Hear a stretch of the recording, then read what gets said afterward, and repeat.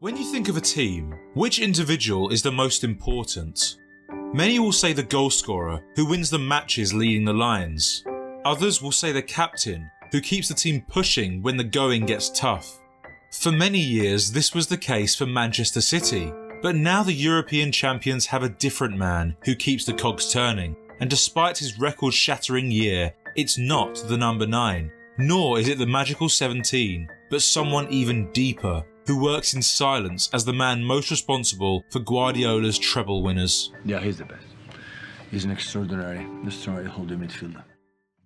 A baby of 1996, Rodrigo Hernández Cascante was born in Villanueva de la Cañada, a small commuter town with a population of 23,000 to the west of Madrid. Rayo Majadahonda was where he got his start, meeting the Hernandez brothers, who have both now made it in their own right. In the Spanish capital, it's only so long before the big boys come knocking, and Atletico welcomed the 11-year-old, where, across the next few years, he stood out for the vision and intelligence of a player far beyond his years. The defensive playing culture of Los Colchoneros stopped the coaches from being convinced by the local boy, who was small and frail in his teen years. So following some experimentation with his position, Atleti released the 17-year-old. My DNA was late growth, so when I became, I think, 18 more or less, I just started growing. I was like this, but I started growing. And yeah, to be fair, when I came here to England, I just started growing like that. Villarreal, distinguished for its esteemed youth academy, capitalised, and after 2 more years as a junior, he made it to La Liga.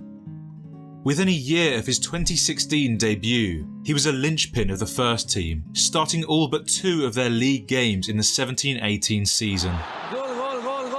He'd clearly grown, now towering over most at 6'3", and even though his slender frame meant he still wasn't the most physical, he was nimble, allowing him to beat the press with quickness from brain to toe. Whether pinging accurate passes from long or combining tiki-taka style with short 1-2s, he was going from strength to strength. Making strides for both club and country, La Roja couldn't ignore his quality, which reminded the selectors of another lanky, deep-lying playmaker in the twilight of his career. The 21-year-old had endless distractions just waiting to fill up his free time, but the humble Spaniard went another way, enrolling on a business studies and economics course at Castellón University, and even lived in student accommodation. It helps me to clear my head. Not everything in life is football. Barcelona had him in their sights, but they were late, as Atletico corrected their error by splashing €20 million in the summer of 2018 to bring him back to Madrid. His time out east was hugely important in his development, and what felt like a backward step was actually a forward one, returning to Madrid a seasoned but ambitious pro. Diego Simeone fanned the flames of Rodri's potential, slotting him at the core of a strictly marshalled team that were fighting for gold. The disciplined hard worker immediately found his footing. Patrolling the area ahead of the back line, his positional sense and long legs were breaking up play multiple times per game, with clamping tackles and interceptions. Using his physicality now, he was dominant in aerial battles and wasn't afraid of things getting rough, channeling Simeone's passion all year long. He was a modern 6, not just sitting back, but with a composed head on his shoulders could initiate attacks by carrying the ball forward for a pass or shot. Only 2 names had spent more minutes on the pitch for Atleti, and only the captain Koke had touched the ball more. However, no one had made more passes, put in a greater number of tackles, or recovered the ball as much as the new boy. All of a sudden, he was one of the elite DMs, and demand had shot up with his market value doubling since arriving at the Wanda Metropolitano, even rising above his release clause, which in hindsight was far too low for an informed rising talent in an undersaturated market. Amongst the richest clubs in world football, Manchester City had the funds to match the €70 million, making him their most expensive signing ever at the time. The offer to step through the doors of another heavyweight and into Europe's strongest squad was enticing alone, but add to that the Pep Guardiola factor and it became irresistible. The coach saw himself as a player reflected in Rodri and knew exactly what he needed to take those next steps forward. The Argentine's tactical training had helped him as a defender, so Pep's focus was instead on his on-ball ability and positioning, ensuring he's the right fit for City's system. As club legend Fernandinho hit his mid-30s, a replacement needed to be arranged, and after only a month in Manchester, the manager was convinced that the Madrid native was the man for the job. Establishing a panoramic vision of the pitch and his teammates, Rodri's decisive thinking under pressure was perfect for a front-footed midfield, and raised to be comfortable in possession didn't hurt his place in Pep's good books. However, that's not to say there was no room for improvement. The tempo of the English game didn't suit him straight away, as he's not a quick player, so he needed to think ahead and extinguish any threats before they could burn him. Still, it had been an impressive first year in England, sprinkled with some belters and notable showings, especially at the end, when he headed the winner past Villa to secure the League Cup, a hint at what's to come. Over the next 2 years, Rodri's place in the team became increasingly secure, fulfilling the title of Fernandinho's successor by giving Pep what he wanted, a consistent 8 out of 10 week in, week out, so the 16 upped a notch, being solid for the Blues minute by minute.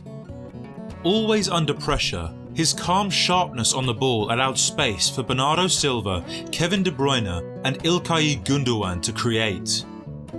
Mastering the balance between pushing and sitting, his vulnerabilities became harder to target, adapting to Pep's game plan to become City's stabiliser. After his curious exclusion from the 2021 Champions League final, which ended in Chelsea's favour, having exploited a Rodri-sized hole for their 1-0 win, Pep had an epiphany. With him we're a better team, no doubt. Onwards, he structured everything around the Spaniard, who on top of nearly 4,000 minutes per season was proving to be a clutch match decider, slashing away a 94th minute winner at the Emirates and occasionally pummeling away loose balls from distance. Oh, we had that! An absolute rocket from Rodri! From desperate tackles in the nick of time to exquisite diagonal knocks, he could do no wrong, and by 25 years old, Rodri was outclassing his competition, averaging the most recoveries in the best league in the world, as well as the highest pass completion rate of all midfielders. The year ended with a second consecutive Premier League title, and by whatever metric you ascribe, City's 16 had been pivotal, now regarded the leading defensive midfielder in Europe. That July, the acquisition of Erling Haaland completed Guardiola's 11, and 22-23 was to be the year everything changed at the Etihad. With 3 years under his belt, Rodri's stature and confidence reached an all-time high, named co-vice captain with his performances becoming increasingly flawless. A total footballer, he'd near enough perfected his role under Pep, sweeping up with ease and offloading it as if he was engineered to do so. Thriving under pressure, he spent most of the time in crowded areas, making his sure-footedness an asset that they couldn't feel safe without. Started 52 times, more than any other outfield player, not in a decade had Guardiola had a name on his team sheet so often since Lionel Messi in his 91-goal year. His 4,068 passes at a completion rate above 90 and 466 ball recoveries across all competitions were more than any other Premier League player, as were his ball carries and distance covered in possession. These years in England had taught him to use his physicality, and with the highest success rate in aerial duels, his height aided City massively on both the offence and defence. The Gunners threatened their reign over England, but turned out to be just a scare as the Sky Blues made it a Premier League three-peat. After 4 years, the FA Cup returned to their cabinet, pushing it to a domestic double by June and putting a treble on the cards. Unbeaten in the Champions League, conceding only 5 times on the road to the final, Rodri was now at the top of his game, regaining possession in the UCL over 100 times, 26 more than anyone else, and the most in 15 years since Claude Makelele, the gold standard of defensive mids. He was flexing all his muscles this year, bagging a goal of the season contender in the quarters to get them past Bayern Munich. It's an absolute beauty from Rodri. At the Ataturk Olympic Stadium on the 10th of June against Inter Milan, the 16 broke the deadlock with a sweeping answer to Silva's cutback. Rodri! Yes! Rodri! Manchester City lead in the Champions League final. For some time, maybe ever, this will be the most important goal in the history of Manchester City, as the one that gave the club its first European trophy, and they equalled their City rivals as the second ever English side to do the Continental Treble. Named man of the match and player of the tournament, the Spaniard got his redemptive moment, an unlikely but deserving star. I think we made history. I mean, it's a dream we have to enjoy because these moments never happen again. This is for all of that work in the past, like Dino, like Sergio, like Silva, like all of these players that make the club big, and this trophy is also for them. Since that night in Turkey, nothing has changed for the grounded headliner.